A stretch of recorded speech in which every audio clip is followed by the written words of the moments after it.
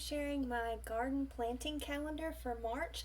I went ahead and redid this page because my March monthly planner video was pretty chaotic, so I wanted y'all to be able to read this, so I went ahead and redid it.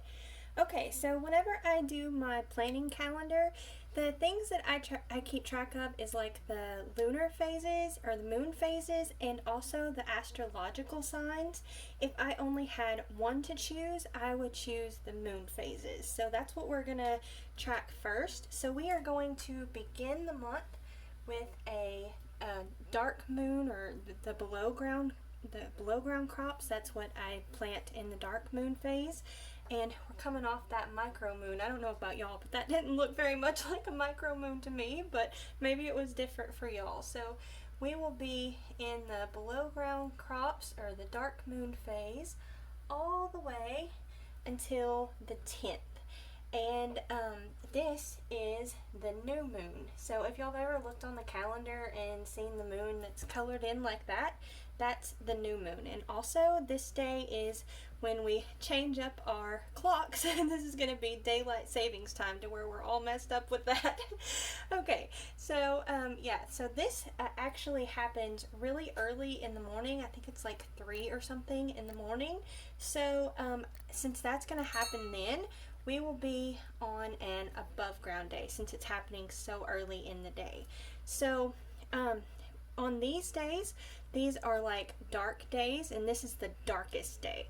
So now we're going to move to above ground crops because the days are getting lighter. So we'll go above ground. So this will be the time that you'll plant all your tomatoes and things like that. And this time is when you would do like potatoes or root crops like radishes and stuff. But now we're on to like tomatoes and peppers and those things. And we will work on all of those crops all the way until we get to the full moon. And on your calendars it looks like that, just the little circle like that.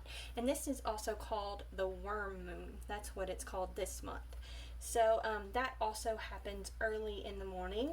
So since it happens like that, we're going to go ahead and say that's a below ground day because it's going to change early in the morning. So now we have our lightest day, and now we're going to be moving into the darker time. So it will be below ground crops all the way until the end of the month. So we begin and end the month with our below ground crops. Okay, so the next thing that I track or do with my garden planting is the astrological signs. And each sign means a different thing. We are going to start off the month, the first, with a very fertile day. So this would be a great day to plant potatoes, at least for where I'm at. This would be a great day to do it. I don't know if I'm going to be able to do that or not, but that would be a perfect day. So this is Scorpio, the secrets. I'll just write that. Okay. And then the next few days are going to be so-so days or fertile days. So this means it's not really either good or bad. They're just so-so days. So we'll just go ahead and write fertile here. And the sign with that is Sagittarius. And that's going to be the thighs there. And then we need to write fertile here. Okay. So there we have that. And now we're going to move on to the 4th and the 5th. That is Capricorn, and the sign with that is the knees, and that is also a fertile or so-so day. And continuing on, we're going to have yet another fertile day, and this is Aquarius, the leg. So we'll have that. Okay, and then the 8th and the 9th are very fertile days. So this would be another good day if you were to need to plant potatoes or root crops or things like that. And the sign with that is Pisces, the feet. Okay. The 10th and the 11th are a different sign.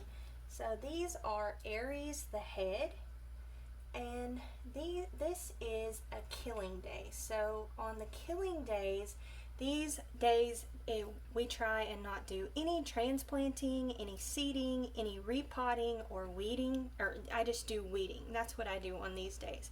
I don't do anything with anything you want to grow. Okay, so the next few days are very fertile days, and this time we're changing. We're not in the dark moon phase, we are in the light moon phase. So this would be a great day to plant your tomatoes and things like that. So this is Taurus the neck. It would be a good day to do peppers too. I've already started mine, and I've also already started my sweet potatoes too. So we've got a good fertile day here, and then the next few days are my favorite. These are bean and pea days. So where I'm at, it's a little too early to plant beans, but it is a great time to plant peas. I usually try and plant mine somewhere around the 10th. I always look at the weather and see what's going to be going on with that, but looks like it is going to be a great day, and it'll fall about right in line. So we've got Gemini, and that is the arms. I always think that's so funny because the beans and peas have the little tendrils, like little arms that go everywhere, so I find it so fitting. Next up, we have a couple more very fertile days. So this is yet another really good chance to get your tomatoes or peppers or other things like that. Maybe you're in a warmer climate and can already plant your melons and things like that out. And the sign with this is Cancer, the breast. Okay, and then we're going to move on to the 19th, 20th, and 21st. This is going to be more killing days. So what I do on these days is I try and not do any transplanting, seeding, repotting. I unfortunately have done this, and the sign with this is Leo, the heart. I unfortunately done this before with a perennial, and it has not done well at all. So I am a big believer in that. Okay, the next few days are Virgo, the bowels, and this is going to be flowering days. And for me, it's a little too early to start most flowers, but for me, I really like to start nasturtiums. They seem to be a more cold hardy flower for me, and also calendula. I've tried those before at this time. I don't know why my calendula seeds never turn out very well, but I need to keep trying with that. But the colder flowers, and even like pansies or violets or stuff like that, are things that would be great to plant then. Okay, the 24th through the 26th are the sign is Libra, the rains. So we got Libra, the rains, and these are also flowering days. So that will be really nice. Kind of wouldn't be so good to plant on the 26th or 25th and 26th because they're below ground crops, but the 22nd through the 24th would be really good. Okay, and we're on to the 27th and the 28th, and this sign is Scorpio, the secrets. So we're starting all over again. So Scorpio, the secrets, and since it's Scorpio, it's going to be a very fertile day. And we're in the dark moon phases, so it'd be a good time to plant more root crops, or if you weren't able to get to your potatoes or something, at least that's where I'm at. That's things that we could do. Next up, we have the Sagittarius, the thighs. So, alright, actually that is the 29th all the way through the 31st. So we'll just write Sagittarius, the thighs. And that is going to be, so just like here, the fertile days, which is kind of like the so-so days. Okay, alright, so that is how we track what our moon phases and our astrological signs. So we've got our very fertile days, our killing days, the bean and pea days, and the flowering days. There are a few days that are good for changes. That is the 2nd through the 8th. So the 2nd through the 8th, all the making changes always happens in the dark moon phase. And other days that it's good is the 29th through all the way through to March 6th. And this is good for if you're wanting to do a diet or like start exercising, like all those New Year's goals that you have. Also, like if you stop smoking, that's good.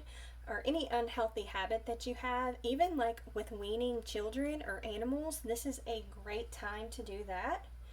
Okay, so looking at everything we have here, we have 8 very fertile days, 4 dark moon phases, and 4 in the light moon phases.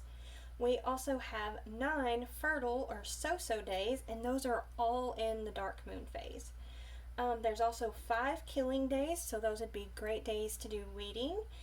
We have 3 bean and pea days, and we have our flowering days. And also on the flowering days, those it's not recommended to plant your vegetables on those days. They say that they'll only produce flowers and not fruit. I'm not 100% sure on that one. I've kind of tested it and I'm still not 100% convinced on that one, but I pretty much do as much of this religiously as possible. I have had such good luck with gardening since I started doing this, so I really try and follow this a lot. I was trying to think if there's anything else. Oh, another thing that is good to do is if you're going to lay gravel or even put in a little garden path with stepping stones or need to do fence posts or things like that, is to do that in the light moon phases. That helps it not to sink into the ground nearly as bad. And another thing for me personally, where I'm at, I need to remember this month to put out my hummingbird feeders because it is almost time for the hummingbirds. I know that is so crazy and it doesn't seem right, but that's about the time we're at. So I also created these to-do lists for me to help remember things like that. So I just did all the things like with the garden I need to remember to do, mostly with the soil, but I also put on there my hummingbird feeders. And then I write like things that are blooming or growing that I need to remember to harvest. And also I put a little kind of cheat sheet here for me to remember to start and transplant certain things. Like I said, I need to do tomatoes, I direct sow my peas, and I also direct sow nasturtiums, and sometimes I'll start those as transplants as well inside. I've also started a few greens and I need to transfer those outside. And I also need to I also direct sow some greens outside as well. So I do both. That way you kind of get a little bit of a head start. And I direct sow root vegetables and our potatoes. Also, like I said, certain flowers like the nasturtiums and the calendula. And I also try and take any elderberry cuttings or transplants. Basically, our elderberry just keeps growing further and further out. So I usually try and dig some of those up and transplant those to a different place. It's good to do it now before they completely wake up. And I also like to do that with our comfrey as well. Take the root cuttings or the big pieces and replant those. And if you're doing strawberries for where I'm at, that's a good thing to do. And also if you are growing onions from seed, I have done that before, but I didn't do it this year. So that is also good to put those outside too. And another thing I keep track of just for fun is to keep track of what's flowering. So this month we'll have the plums flowering, the forsythia, and the daffodils. Our plums, most of them, not all of them, have already started flowering, and we've still got daffodils. I've got different kinds, like an older variety and a newer variety. The older variety have already bloomed and are really pretty, but the newer ones, those bloom later on in March. Okay, I think that's everything that I wanted to say and try and remember here. I hope this helps y'all, and I hope y'all have a great gardening season. Thank y'all so much for watching. Don't forget to like, comment, and subscribe. Y'all take care, and we'll see you next time. Bye!